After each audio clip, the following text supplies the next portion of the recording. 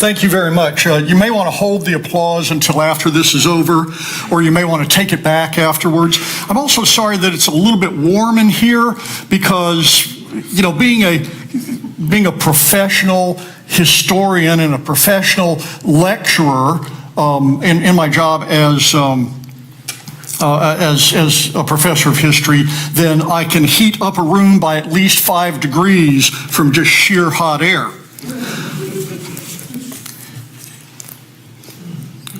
It's kind of unusual for us today to drive any distance, though I know that some of you might have, on roads that are not covered in asphalt or concrete, right?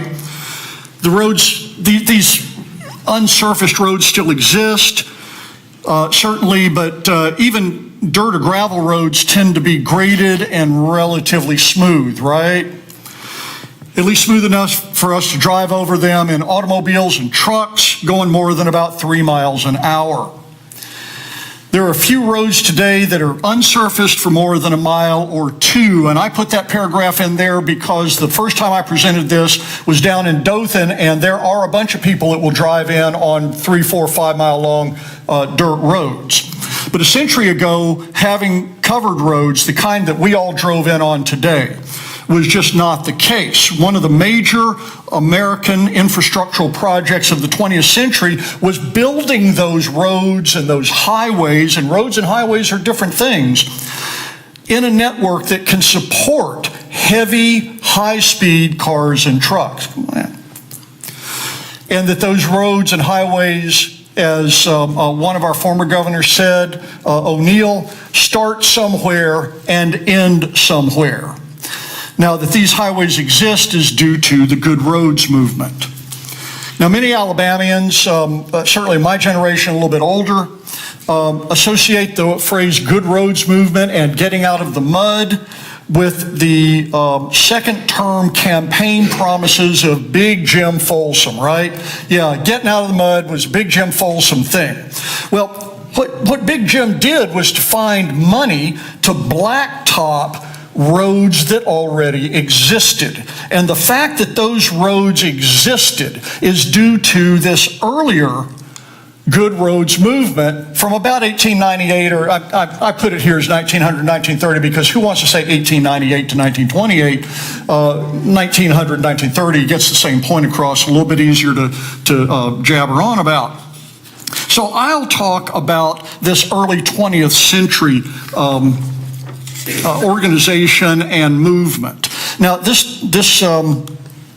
oh good, I pushed the right button. That's pretty unusual. This whole discussion pretty much comes out of my book from the University of Alabama Press, Getting Out of the Mud, the Alabama Good Roads Movement, Highway Administration, 1898 to 1928, published this past July. And let me say a couple of things about this book. First of all, if you have already bought it, thank you. I'll be happy to sign it. I'll even use my own name. But I hope you brought the crayon. Y'all, this is a joke. You're supposed to laugh. Guy, is this thing on? Okay. The second thing is I have some people to thank here. I'd like to thank, in particular, first and foremost, I'd like to thank Jim Baggett up at Birmingham Public Library. I bumped into a collection that he had that had not been well exploited, and this book would not have been possible. And by golly, I'm not telling you what that collection is, because I still have designs on it. It's the John Asa Roundtree Collection, Record Group 66. Don't remember it. Anyway, Jim let me not only use that collection extensively, but when he had copies of the microfilm made of parts of that collection, he allowed me to hang on to those for a long time. In fact, I still have them at my house. And what kind of life do I have? I have a microfilm reader at my house. Yeah, that's actually not a joke, but yeah, you're supposed to laugh at that also. I'd like to thank some people here at ADAH too. First of all, of course, Steve Murray, because Steve hired a bunch of really good people. And one of those really good people is Scotty Kirkland, who's sitting back in the back. And Scotty helped me a little bit with doing some research, but really what he did was when I realized that my first chapter was awful and made no sense and really needed to be changed completely. I did it fairly quickly, and I sent it to Scotty and said, I've got to have a quick turnaround on this, and within 3 or 4 days, he had done a complete turnaround on a 20-page chapter and had marked it up nicely so that I had a place to go with that. I'd like to thank Francis Robb for doing the same thing, and that chapter changed pretty dramatically because of the input that I got from those two. I'd also like to thank Marilyn McDonough from here. I sent her an email one evening, for example. She helped me with a lot of the photographs in the book. I sent her an email at 7:30 one evening, and I work until late in the evening, but I don't expect anybody else whose business shuts down at 5 to be working late in the evening. She did a turnaround on a photograph I needed within about 45 seconds. And she said, oh yeah, I got it right here, here you go. And I asked her what she was doing there. She said, well, she wasn't done with the job yet, so she just stuck around. And I certainly appreciate that kind of dedication in employees that are helping me in particular. So thank you very much. Let me tell you a couple of things that I do in the book. This is supposed to be a book talk, right? So let me talk about the book just a little bit. One of the things that I do in the book is to tell the story of the Good Roads movement, because these people are crazy. They're boosters, they're town boosters, they're politicians, they're knifing each other in the back, they're scurrilous to each other, and at the same time they're friends, they're working on these projects together, and some of the projects are just outrageous and outlandish and things that we wouldn't think about doing, and I hope that in 100 years people looking at us will be saying exactly the same thing about our projects that I'm saying about their projects. Another thing that I do in the book is to make a couple of academic arguments, because quite frankly, this is the book that got me promoted to full professor, and so I can't just tell a story. I've got to do all this academic stuff, and I'm kind of naturally bent in that direction anyway. The first question that I try, or the first argument I try to make in this book, and I think I succeed at it, is something that has disturbed me for a long time, not distressed me, but makes me think, and it's the kind of thing that wakes me up at night because, again, I have a microfilm reader in my office, is that the middle class during the progressive era became class conscious, though it would never say that about itself, and began to establish a class-based, a middle class-based cultural, social, economic, and political hegemony, not only in Alabama, but throughout the United States. And this class arose out of the small business people and out of journalists and out of teachers and out of managers of new industrial concerns and industrial-sized concerns. These are not the big mules. These are the people who work for the big mules and the people that sold goods to the big mules.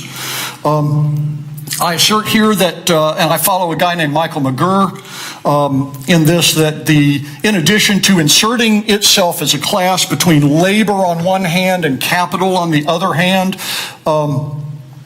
and subsequently disciplining both, that this middle class envisioned a quote-unquote proper life that included alternatives to those battles that labor and capital were fighting at that time. One of these alternatives was good roads. Simply out of this mix of this fight between capital and labor is like, let's have good roads. And they identified themselves as the public. I also maintain that the Good Roads movement that emerged sought to use governmental power to achieve its goals, that it was successful at doing so, and that after a number of legislative successes, the state took over what the movement was trying to accomplish by bureaucratizing to operationalize what the movement wanted to achieve. That means managing and administrating rather than merely legislating. And this, what did they want to achieve? The routing and building of good roads and a good roads network. So today I'd like to hit some of the high points of this movement and the bureaucracy that took over from it and explore more of these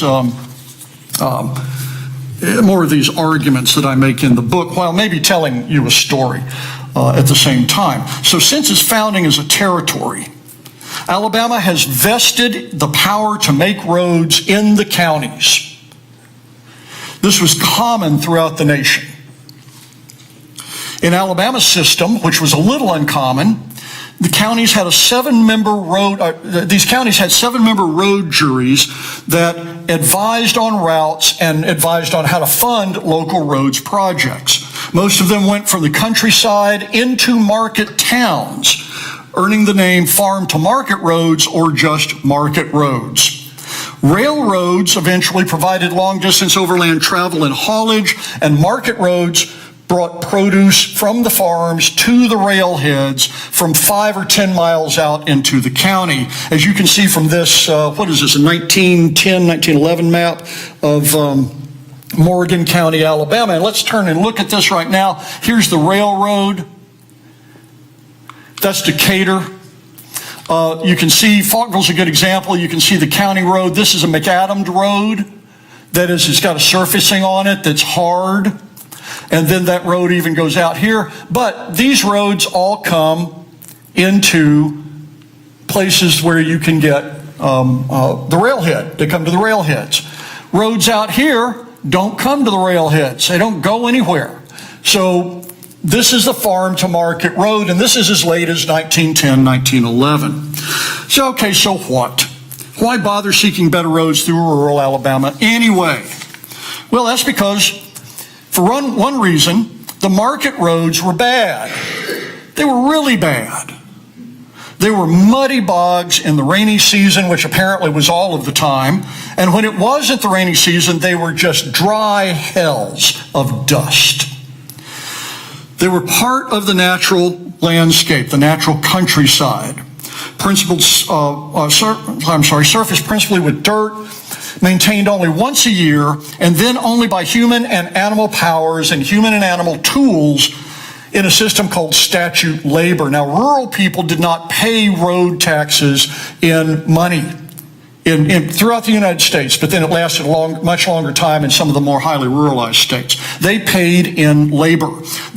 Statute Labor was 10 days of road work. By 1900, it had gotten down to about 3 days of road work because it was completely useless. People that talked about statute labor talked about how you'd go out for a day, hang out, talk, play with the kids, because the boys were always out there helping you, they toting water for you and stuff like that. And then the second day you'd start feeling guilty after having caught up for a full day. And so you do a little bit of road work where you'd knock down the high spots and raise up the low spots and take the mud that had gotten into the ditch and throw it back into the center and hope that your cart didn't get stuck again. And so this was not a good way to necessarily get any kind of road that was maintainable for anything but lightly burdened wagons. And if farmer was going to go 10 miles into town with his cotton load in the south, he had to load that wagon for the worst part of the road, the highest hill, the steepest pitch, the deepest bog. He had to load for that. Now you can see, that proverbial dead horse that you ought to quit beating? That's this stout fella right here. He died. Horses are dumb. As brilliant as they are, they will kill themselves working for you. Mules will not. They will stop. But horses will kill themselves working for you. And that's what happened a lot. So these guys will pull this horse out. They'll strip him of his tack. They'll pull this wagon on out. And you can see that wagon's not heavily laden if it was on a decent road. And they'll probably just leave that horse where he sits.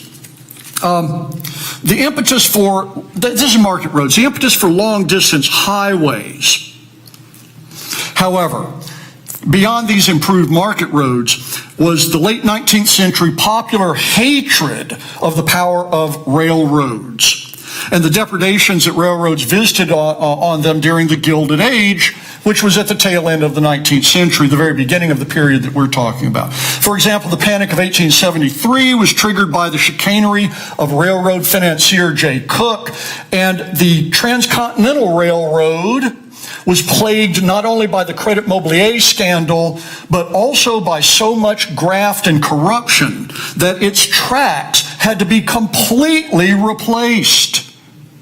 All of the track that was laid down, Promontory Point, they pulled up that golden spike and they replaced all of that track because the the cross ties were spread twice as far apart as they were supposed to be, and the rail, which was supposed to be 110-pound rail, was 75-pound rail. And why? So that the promoters could stick that money in their pockets or give it to congressmen who would give them money. This is truly, I'm not exaggerating, this is what happened, and everybody knew it.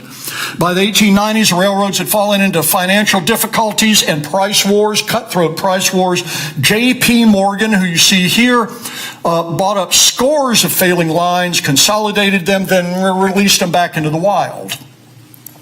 The Southern Railway, for example, which is now CSX, was made from 7,000 miles of lines linked by Morgan, and Southern becomes important to this story in just a moment. Authorities often argue that the appearance of the automobile led to this good roads movement, but that honor belongs to bicyclists.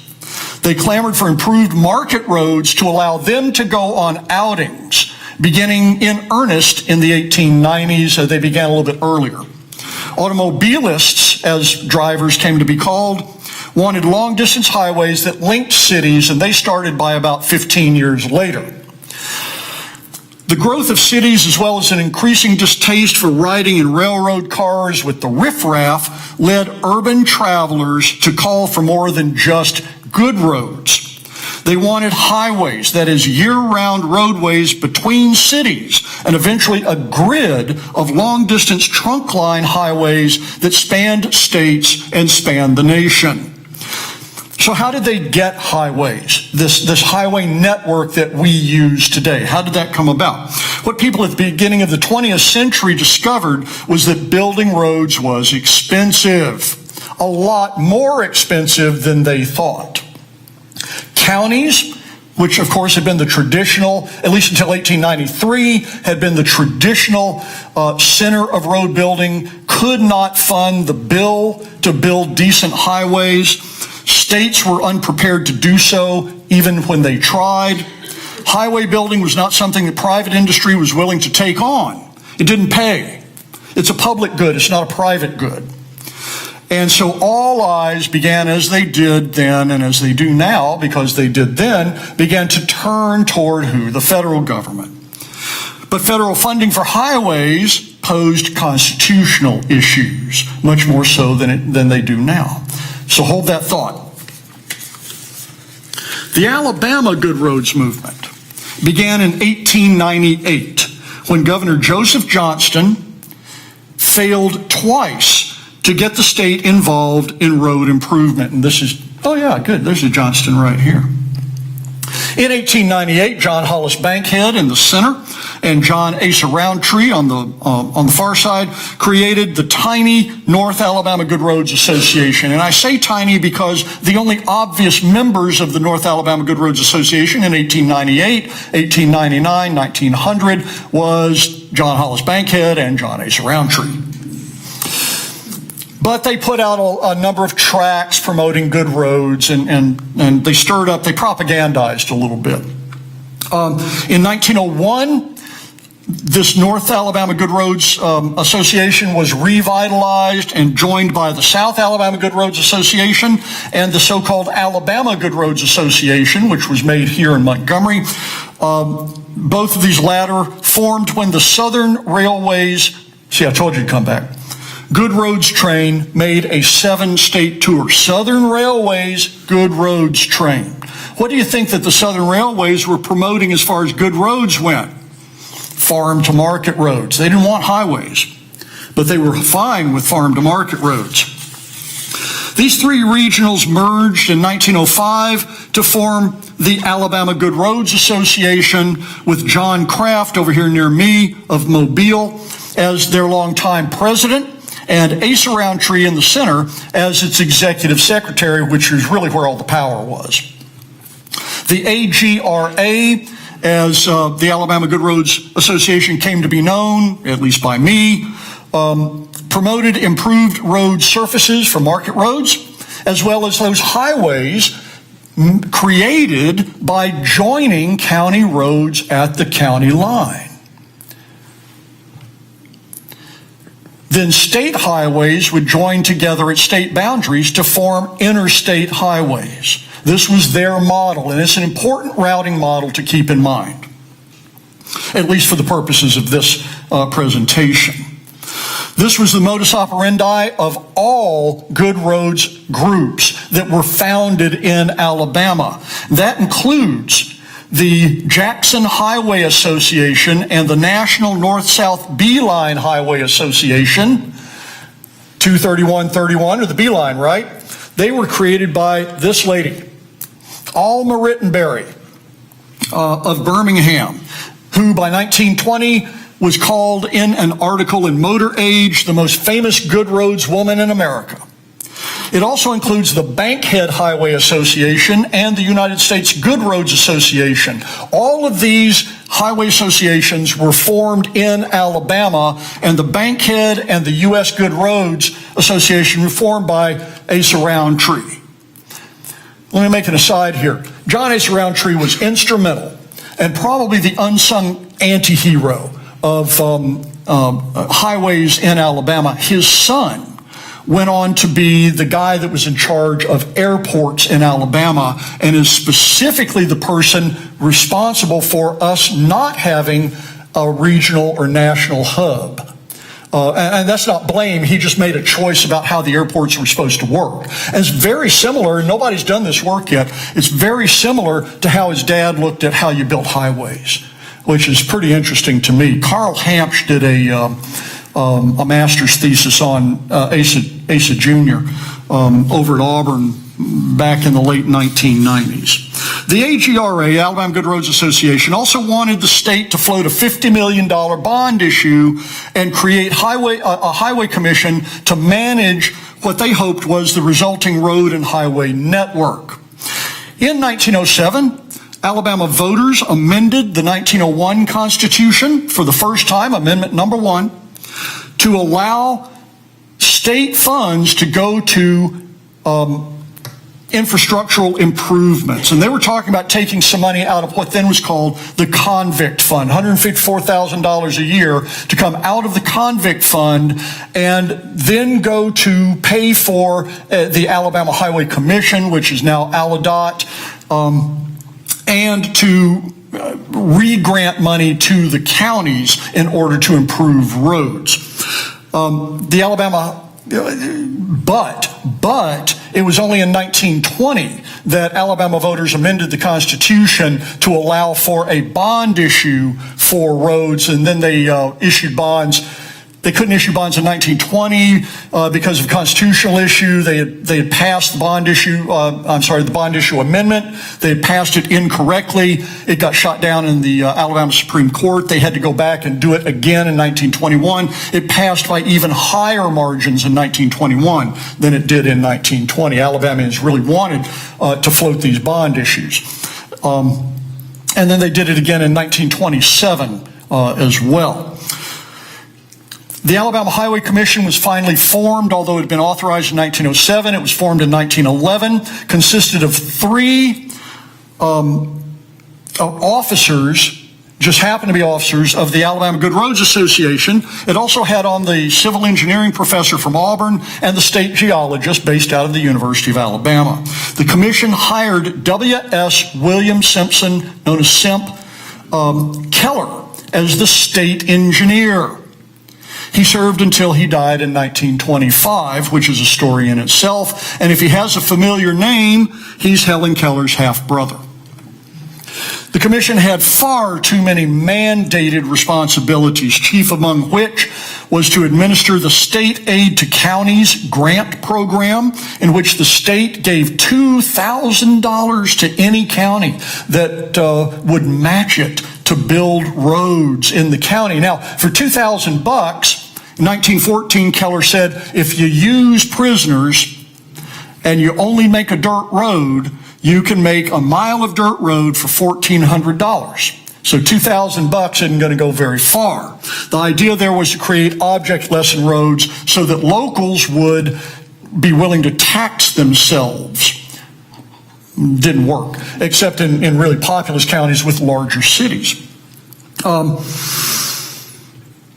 Also, the commission had to map 3 state-width highways.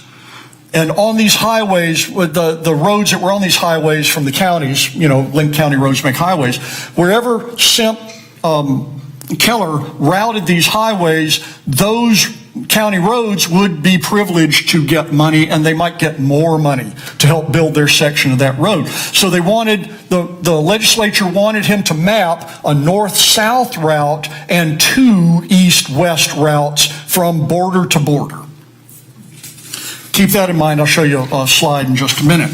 So in 1911, beginning in 1911, to find the best routes for these highways, the Alabama Highway Commission relied on pathfinding tours that were organized by the state newspapers, mostly the Birmingham Ledger and its allies, the Montgomery Advertiser, Mobile Press Register, and smaller newspapers in these run areas.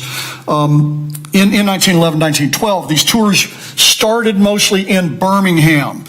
6 of the 7 tours that I talk about in my book, I talk about a couple more, but 6 of these 7 in 1911, 1912 originated in Birmingham. One, for example, went from Birmingham to Decatur. Another went from Birmingham through Gadsden to Huntsville because Huntsville wasn't going to get left off. A third went from Birmingham to Montgomery, and a fourth in 1911 went from Mobile to Selma, but only because Good Roads Association people shamed the Mobile Register into creating a tour to go up to Selma. In 1912, the Pathfinders ran from Birmingham to Jasper, a second one over to Horseshoe Bend, and a final one to Meridian, Mississippi, which you can see here. I would love to be able to tell you that this photograph, which came from Birmingham Public Library and is on the front cover of the book, is in Johns, Alabama, only because I like that name and I really kind of hoped that this was it, but I can't tell you that. I don't know, but I can tell you who's in the car. Three of the people in the car. The driver's name is O.E. French, and he was a big to-do in the Birmingham Good Roads movement, and then suddenly he just disappears from the record. I don't know why exactly. In the back, I'm not real sure who this guy is. I need to do a little more research to find out. This is John Roundtree, and this is his 15-year-old daughter at this moment, Selena Roundtree. I'm not sure where his son was. I believe his son was off at school somewhere. So, back to the feds. In 1916, the federal government finally passed a bill that provided matching funds to states to build roads. Does that sound familiar? This is where it comes from. This was called the Federal Aid Road Act of 1916. Now, the Federal Aid Road Act of 1916 was proposed in the House. It's got to go through the House, and then it's got to go Senate, and then if they have some differences, those have to be reconciled in a joint committee, right? So, it was proposed in the House by longtime supporter of FarmtoMarket Roads, Missouri Congressman Dorsey Shackelford, who you see on the far side. But the final bill was actually written by the Federal Bureau of Public Roads. It's called something else at this point, but the Federal Bureau of Public Roads and state highway officials.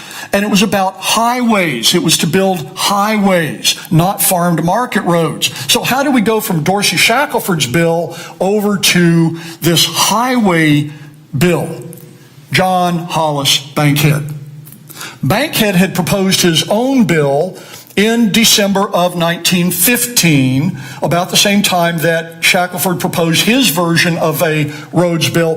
These were only 2 of hundreds of bills that were proposed to Congress to fund highways from 1903. And Bankhead had actually gotten a little bit of traction in 1912 and then again in 1914.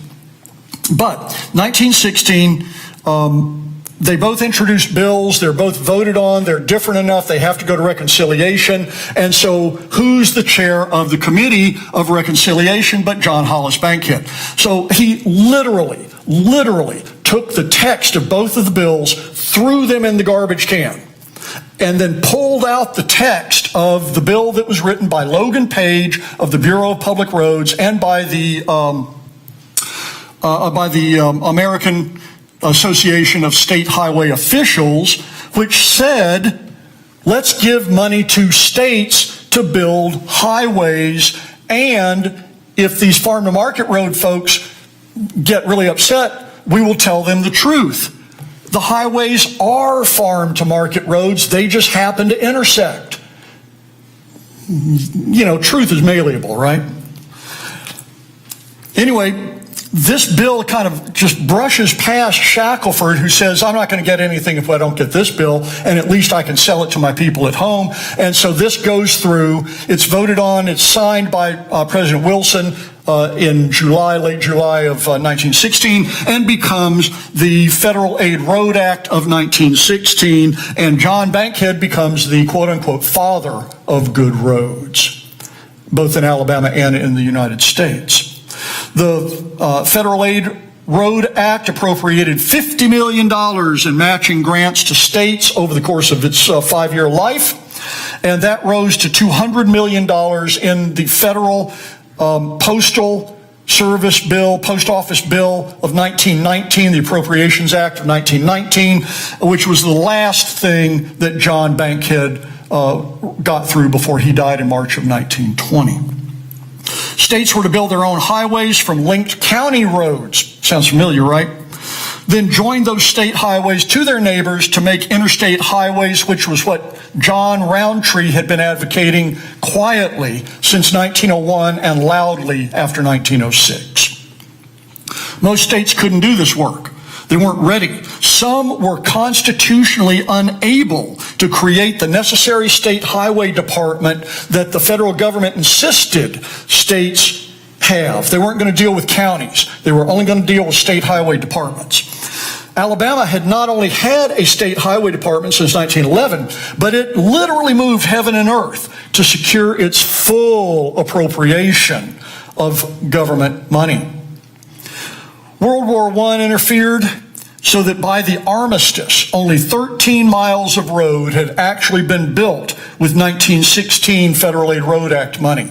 That's not 13 miles in Alabama. That's 13 miles across the nation. That's how devastating an effect World War I had. By 1921, after a tough fight, Congress passed the Federal Highway Act that cemented that federal grant to states mechanism for building highways that we still use today. So this originated in 1916 and was cemented into place in 1921 after a pretty brutal fight that I go through in the book fairly deeply. But this room's too hot to go over it. In the 1920s in Alabama, Governor Thomas Kilby, Governor Plain Bill Brandon, who doesn't have nearly enough work done on him, and Bibb Graves turned the Alabama Highway Commission into a modern bureaucracy that administrated the routing, building, and maintenance of roads, as well as the state aid to county grant program and the federal aid road program that funded highways. Over the dozen years between the armistice and the Great Depression, this new highway department became the single largest spender of state funds, larger even than the education department. In 1919, it had 180 employees, which was not bad. Then in 1930s, it had 1,800 employees, so it grew pretty rapidly during the 1920s, particularly under Governors Brandon and Graves. The Alabama Highway Department, which changed its name to Department in 1919 under Kilby, became increasingly dominated by highway engineers. It was shrunk down to 3 members. They were all highway engineers eventually.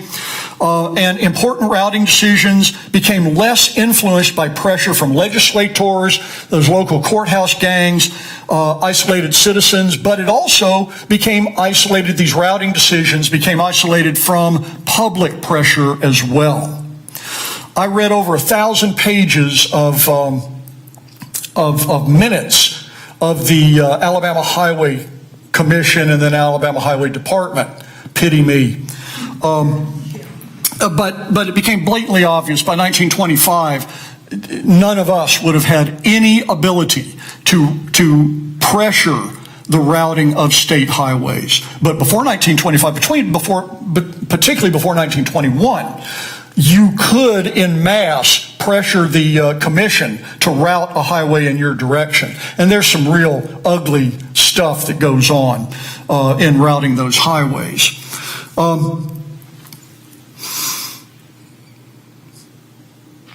This change occurred slowly over the period of 12, 15 years, but by the administration of Bibb Graves, the Highway Commission had centralized all of these highway decision-making processes and the administration within the corpus of the state of Alabama, that bureaucracy of the state.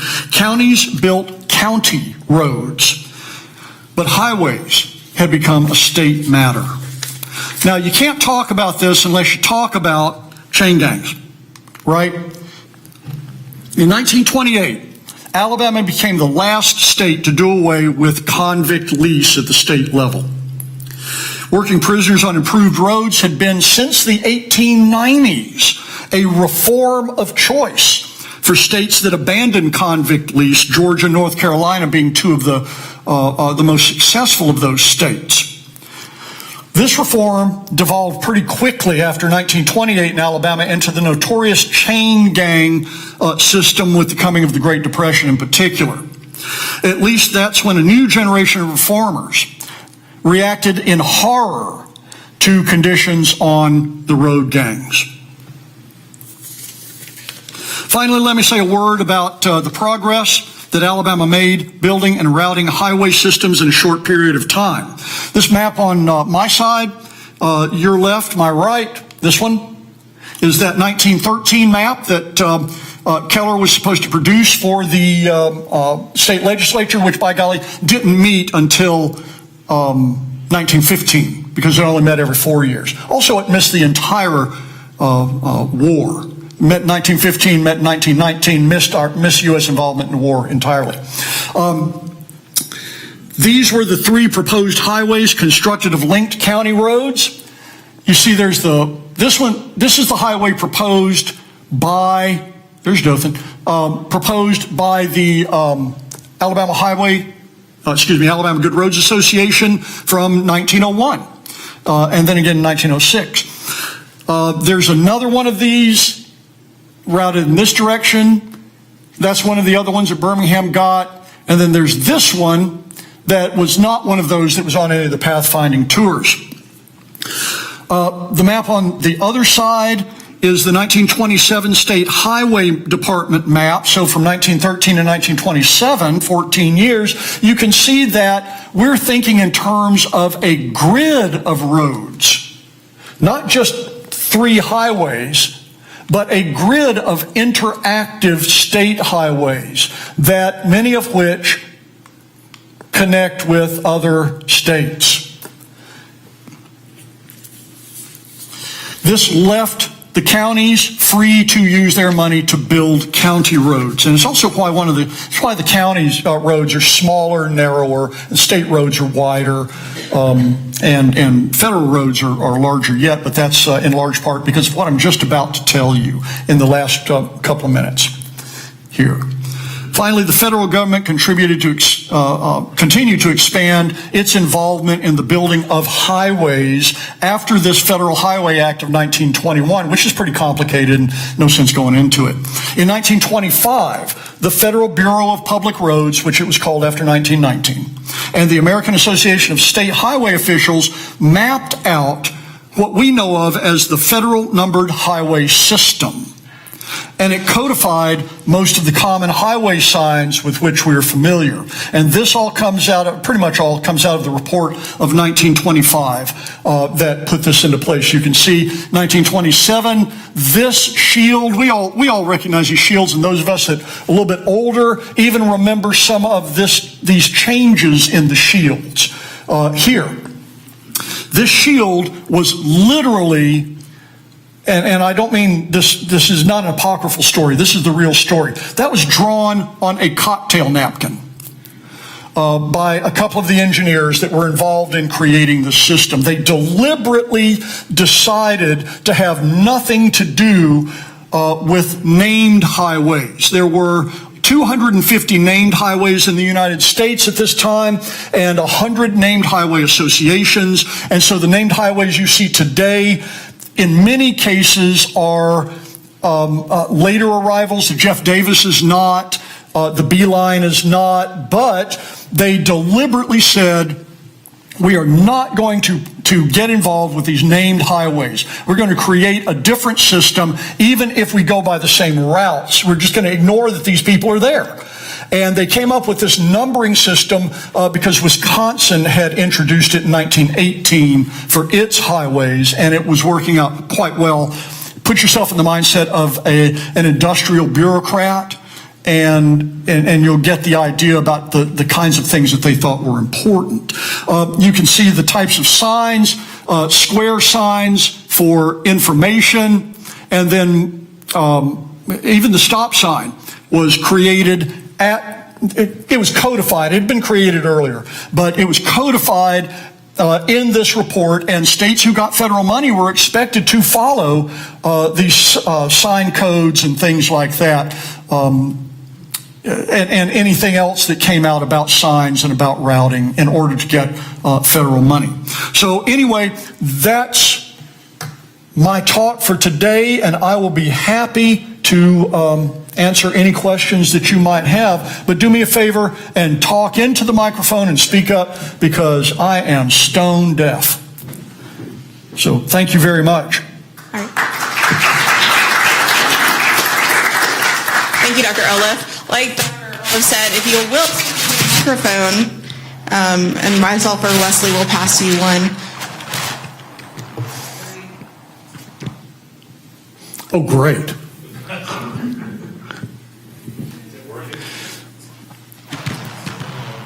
If it's not working, you can't ask a question there, Joey. Okay.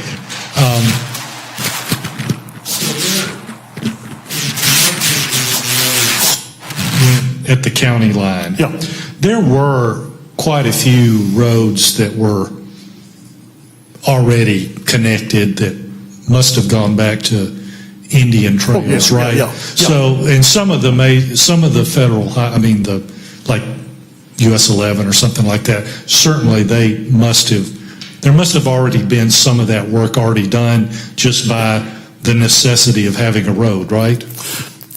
There was. But to improve that road and maintain that road with county funds, which is what the original idea was, that these roads wouldn't stop 5 or 8 miles outside of the railhead town, they would keep going. They would be improved all the way out to the edge of the county.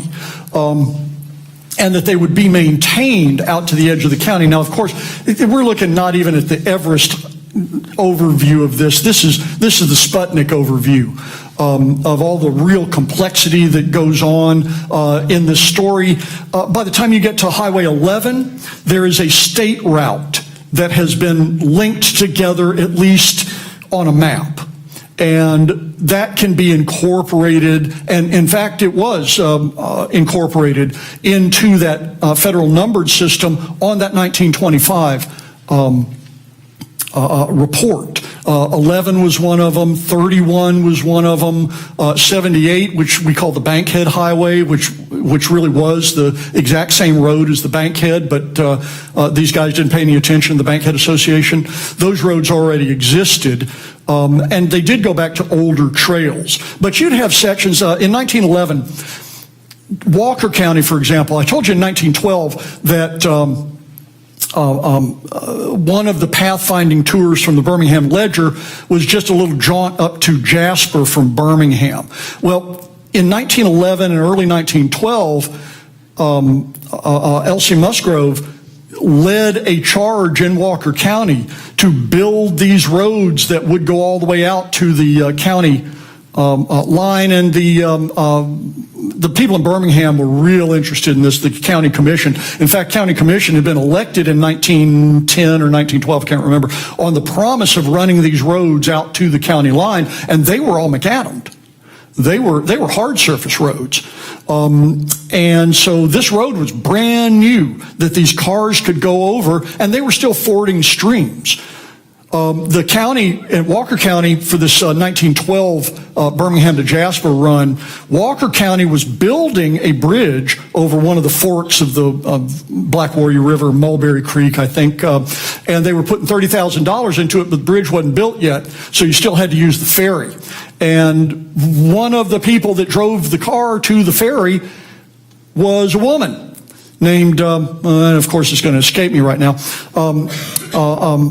Benners, Wilma Benners, whose husband was Augustus Benners, who was partner of Richard Burr in the law firm, Benners and Burr, and Burr was in the car with her, but she drove this car on this steep decline and then got on the ferry, drove it off. She was the only driver in that whole batch of people, and there were probably 10, 11 cars full of people that got her car down there without help. The ferryman always had horses to help pull those cars along because nobody could negotiate that. And as the ferryman said, I've never seen anybody get down and back up that embankment, and to think she was a woman.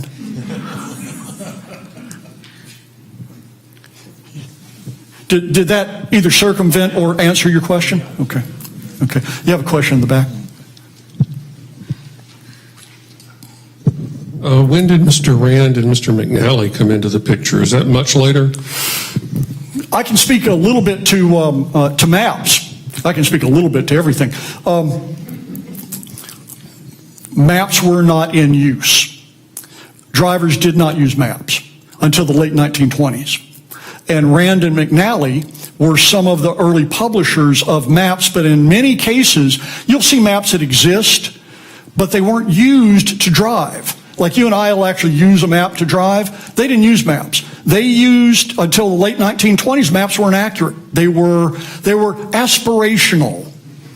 No, I mean that quite sincerely. They were where the roads ought to be, but they were not where the roads were. And so the best you had was the AAA Blue Book. And that, and I'm sorry I don't have a slide readily available here, but that was a page of a route, and it could be multiple pages of a route. Set your odometer at 0 at this point in town.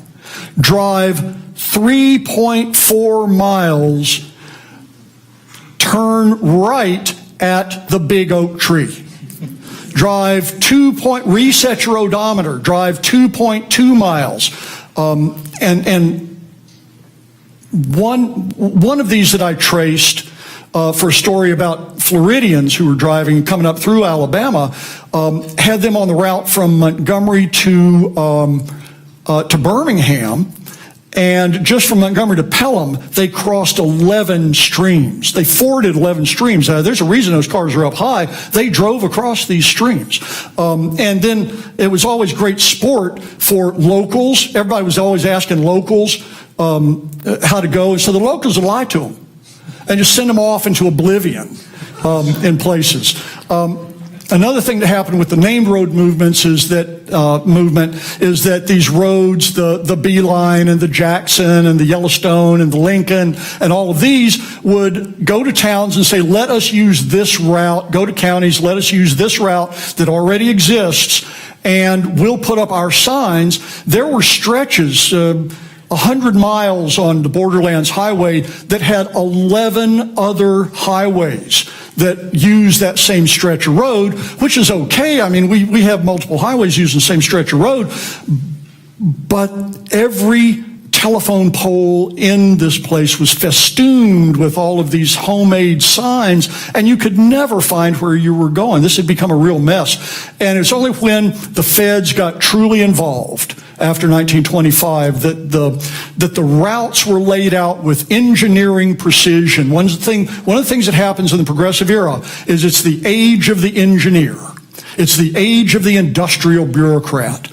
Not that engineers are industrial bureaucrats, yes they are. But that mindset of hyper-organization and following engineering precepts and industrial organization precepts leads to roads that actually follow routes. And that you don't have to use the, turn at the oak tree. My wife one time, before I broke her of this habit, used to tell me, come pick me up at this house. Well, what's the address? I don't know, but it's right there next to where the yellow truck is parked. You want me to come out in 3 hours and you think that yellow truck's still going to be there? And it never was. I never knew where she was, which was okay. But this is the kind of thing that used to happen. And yeah, Rand McNally really kind of late 1920s is when they really took off. 1929 is the last year that the AAA Blue Book of Routes was published that I know of. Again, you just have to wait till you get the mic. Yeah. Marty, what about services like restaurants and hotels and gas stations? Did the Good Roads movement try to promote those kind of support facilities? They depends on who you asked in the Good Roads movement. For example, the Alabama Good Roads Association people, Roundtree, Bankhead was concerned with policy. Roundtree was concerned with routes. John Kraft was concerned with routes. These guys also had like 14 vice presidents and all kinds of little local organizations. And if it was male dominated, they were concerned with routes because they thought of themselves as engineers. The women that were involved, particularly Alma Rittenberry, and if the men involved in the Good Roads movement were parts of chambers of commerce, then they were particularly interested in the roadside or in facilities or things like that.